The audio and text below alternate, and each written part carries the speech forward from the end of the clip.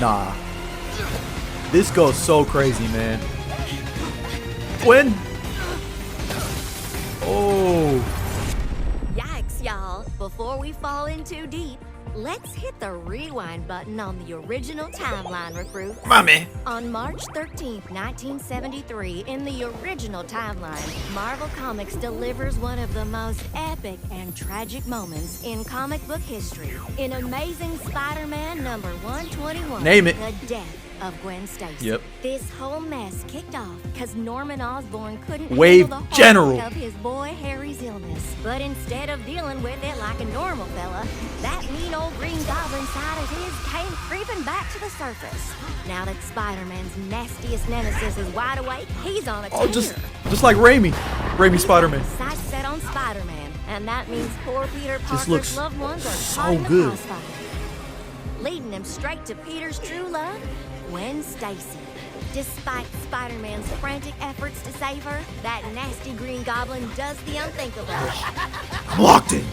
He tosses poor Gwen right off the George Washington Bridge. Gwen Stacy's death is a momentous event on the original timeline, profoundly impacting the Peter Parker y'all know and love. It's like TASM. Changing the course of his life as Spider-Man. That's like TASM 2. In the comics. And eventually impacting the entire multiverse. Stay with me, Gwen. Gwen. No, please. Well, those are all the minutes we have for today. Not when See you Invincible next did the time, same thing recruits. too, man. For all time, always. All right, so I got a little bit of time to talk about it here. Why don't we get more animated stuff like that? That was so peak. That's like a Spider-Man anime. Also, hitting me with emotional damage again.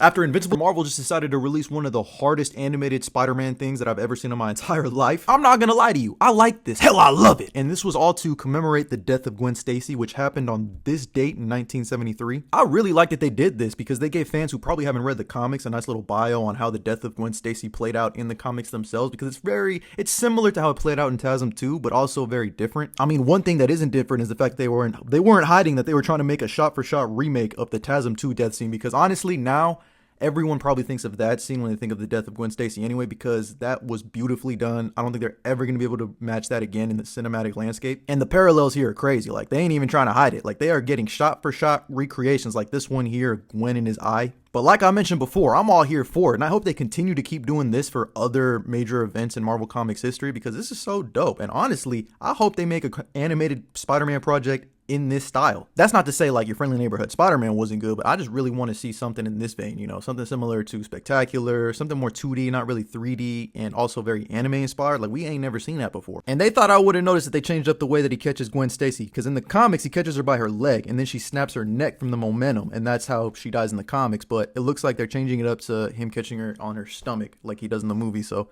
interesting little change there. But of course, we get the Gwen, stay with me, Gwen. No, please. And I think it's crazy that they released this on the same day that Invincible hit me with emotional damage in a somewhat similar fashion. Yeah, this is crazy, Marvel. Do more of this, though. I like this a lot. Let me know what you think about this down in the comments below. And as always, like and follow if I'm out.